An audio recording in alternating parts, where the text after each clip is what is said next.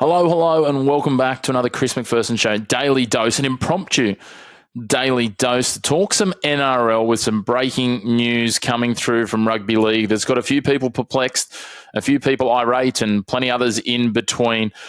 If this is your first time tuning into the channel, make sure you hit subscribe down below and hit the bell as well so you get those notifications if you're tuning in on YouTube. If you're not tuning in on YouTube and you're tuning in via your podcast platform, make sure you hit subscribe on there as well. You keep up to date with all of our episodes coming to you moving forwards. But we are here today to talk about Jonah Pezet and his two contracts. Pezet recently opted out of his contract. He had an option to stay on at the Melbourne Storm, which he's opted out of after Jerome Hughes signed an extension. Didn't want to be caught behind Hughes as the backup half with Hughes and Munster the first choices.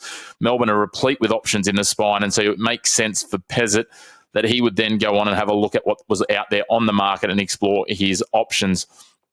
That said, there was a lot of talk around what clubs would consider signing Jonah Pezet. A few of the favourites, a return possibly to his junior club, the Newcastle Knights, where he could have stuck himself in a spine with Sandon Smith at 9, Kalen Ponga at 1, and Dylan Brown at 6.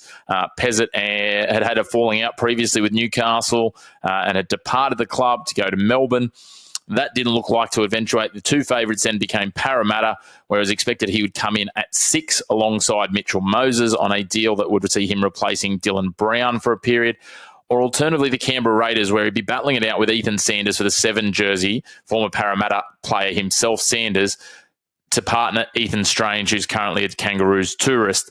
Both of those looked like the leading option. There were other clubs that threw their hat in the mix. The Cowboys alongside Tom Dearden was a potential. There were certainly lots of different other avenues and options that were tossed around for Pezet. But it has come out today that all of a sudden he has now signed 2 deals.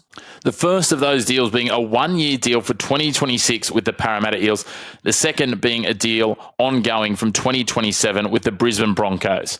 So let's start at the reverse end and talk about the Broncos deal. This is a massive win for the Broncos. It shapes then that Pezet will become the long-term replacement to slot in the halves alongside Ezra Mam, replacing Adam Reynolds, who it looks like after 2026 may be ready to retire, or it may be a transitional period at that point. But remembering that Reynolds is getting on, obviously he's just led them to a grand final, but that would potentially shape a spine that would see the likes of Mam alongside Reece Walsh, and now throw in Jonah Pezet, an emerging star who's shown real strength and real performance in his opportunities at Melbourne. That's an interesting one. It's a great win for the Broncos, I think, a really positive long-term signing for them. The puzzling piece for many is a 2026 gap year, if you will, at the Parramatta Eels, where it looks likely that Pezet will play 6 alongside Mitchell Moses. The 6 jersey was up for grabs at Parramatta. Josh Papali'i was one of the favoured contenders, the others that they had on the books this year, like guys like Isaiah Yongi, who is predominantly a fullback, Dean Hawkins, who can play in the halves, Ronald Volkman, Dylan Walker. There was no one really locked into that 6 jersey. So it might be a little frustrating for someone like a Papali'i, who's probably going to be behind Iongi for the fullback role and was looking to convert as a 5'8". What does it mean for him long term? Well, he could still be there in the 6 come 2027. But what it does tell me is if this rumoured contract arrangement is happening, the Jason Ryles and the Parramatta Eels must surely see that their team is in a premiership window. I'm not sure I necessarily agree, but there's absolutely no other reason for them to be bringing Jonah Pezet into the club on a short-term deal unless they can see that he is a missing piece of the puzzle to go into that spine that will eventually become, obviously, Iongi, you would think, at 1. You'll then have Pezet at 6, and then you'll have Mitchell Moses there at 7. We know what Moses can do, absolutely. That then leaves them with a really strong spine, talent to Silva potentially at 9. Dylan Walker and what he did at the back end of the season, his experience. And maybe they're a top 6 side. I don't know that I even see them as a top 4 side, but obviously the internal power brokers at Parramatta are seeing that that's what this is. That is the only thing that makes sense. Otherwise, Parramatta are just simply treading water for another year before they get to an end solution, which is probably what most of the fans are going to see this move as. So I've got to admit I'm a little puzzled by it. I can see that if that's the angle that they're taking on it, but I don't necessarily agree. I don't think that this is a premiership window year in 2026, even with Jonah Pezet plugged in alongside Mitchell Moses.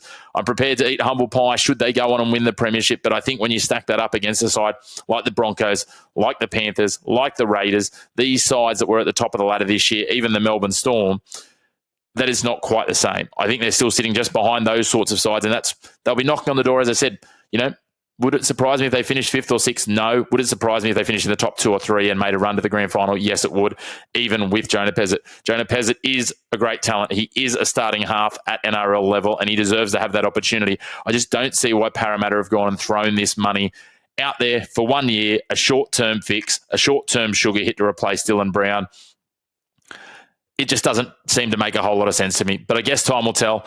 It's going to be interesting to see if this does come to fruition. It's certainly being heavily reported, heavily rumoured. We'll wait and see. But in the meantime, a big thank you for tuning in to our impromptu Daily Dose on NRL and Jonah Pezzett's new contract situation. Don't forget to stay tuned to our YouTube channel or our podcast platforms to keep up to date with us. And if you want to keep up to date in between episodes, you can follow us on your favourite social media platforms. We've got presences on X, on Instagram, on TikTok, and on Facebook at The Chris Mack Show. You can find us. But until next time, we are your home for Blacks and Whites. Great opinions here, and we look forward to bringing you up to date with some more daily doses and plenty more sport very, very soon.